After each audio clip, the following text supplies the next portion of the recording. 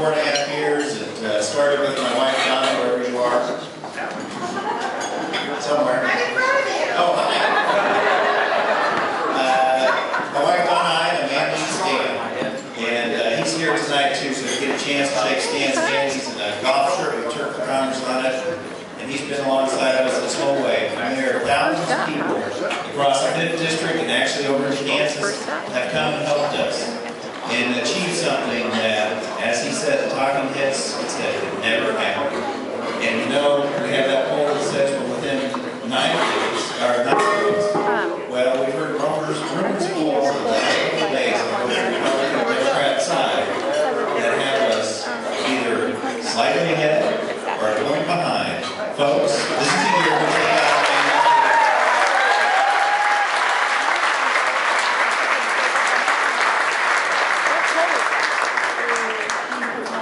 for the very first time, it was a shock to our opponent when we finally got a commercial out. Thank you, Lynn. She's on the staff. We finally got a commercial up, and tomorrow we go up on the Stigall show.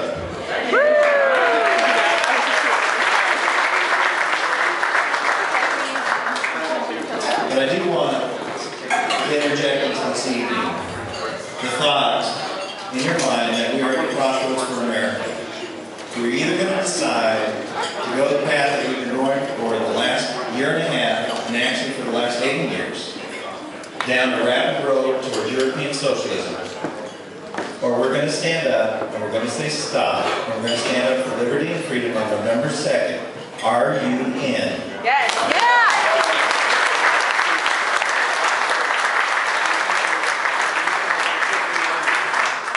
I'll tell you, the Democrats will not give us power easily.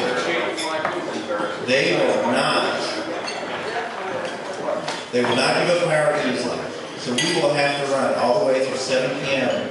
on November 2nd. So whoever your candidates are, and one of these candidates up here has a special place in my life, Vicky Hartzler. Let's give her a hand.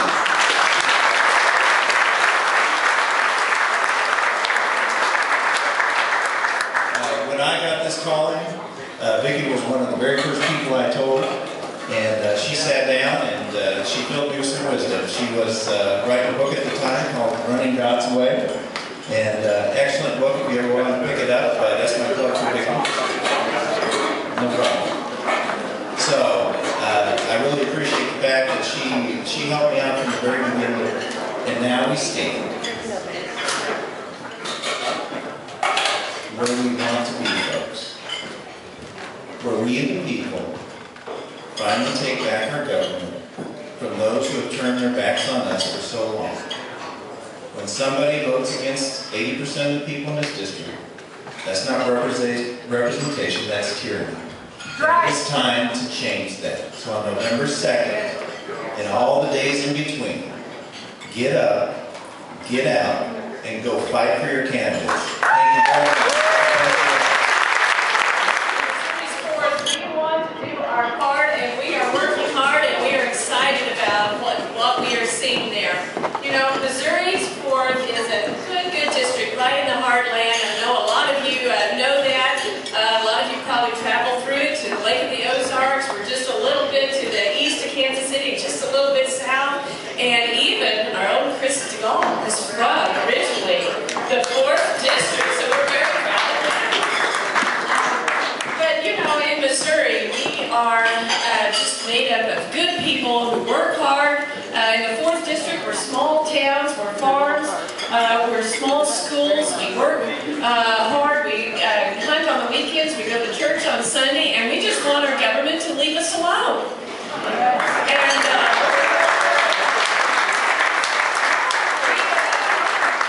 we may be here from the Midwest, but we think it's important that we balance our budgets. We balance our budgets at home and on our farms and our businesses. We believe that we should use the energy that our country's been blessed with, and we believe we shouldn't be taxed to death, and that we should fend for ourselves through free enterprise.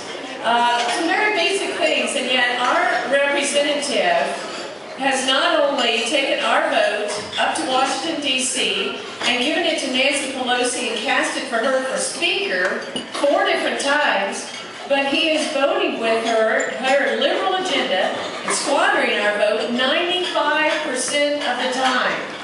And we are not Nancy Pelosi. Congressman's passed cap and tax, and then just a couple of weeks ago, he was the deciding vote to adjourn Congress without passing a budget and with allowing these huge tax increases to go in place. I tell you something that you all probably know, but the 4th District deserves better, and come next week, we're going to see better.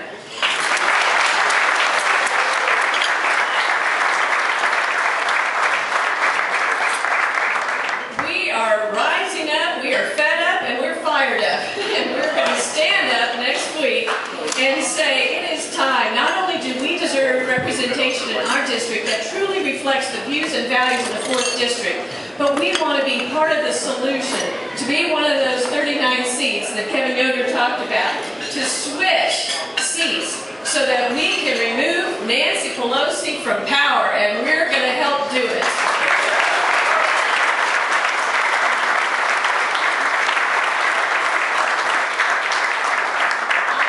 We are very, very excited. I appreciate all of the people there in the 4th that are putting out signs. I don't know if you travel throughout the district, but we have so many signs out. We have people going door to door. We have phone bankings just like you are doing. And it is so important that each person, each one of us in this room, do something over this next 7 days. You know, on the drive up here, I was thinking about another generation a few years back, and I call it the greatest generation. And how there was a spread of something that was dark and was not good across another continent. And it kept advancing and kept advancing. And then some young men and some patriots from our country and some other like-minded people banded together and they said, no, we're going to take it back. It's not going to go any further. This is it. We're going to stop it right here. And they stormed those beaches and they sacrificed and they did everything possible and they turned it back. And we all benefit today because of their sacrifices and we enjoy freedom because of it. And I believe today is our generation's D-Day. That we have this window of opportunity 7 days from now to stop the rise and the spread of government takeover and socialistic thinking and socialism that is antithesis to our freedom and to what our fathers and our forefathers fought for.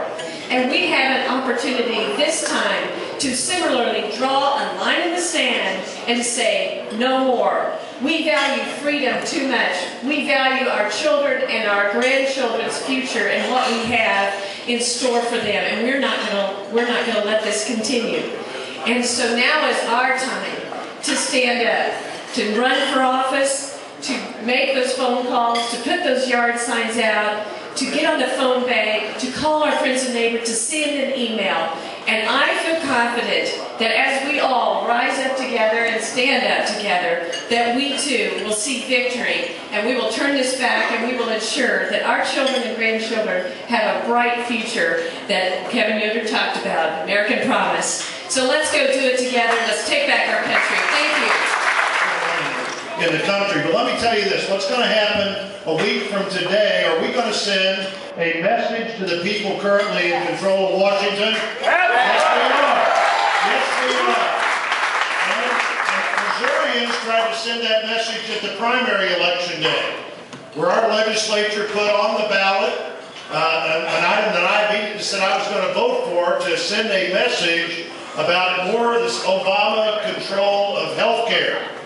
And the very next day after we had that primary election, the press asked Robert Gibbs, the White House spokesman at the White House, they said, well, yesterday in Missouri, a state that's a lot like the whole country, hundreds of thousands of people voted. The first time anybody was at the ballot box said what they thought about more government control of health care, and 72% of them said they didn't want to be part of your plan.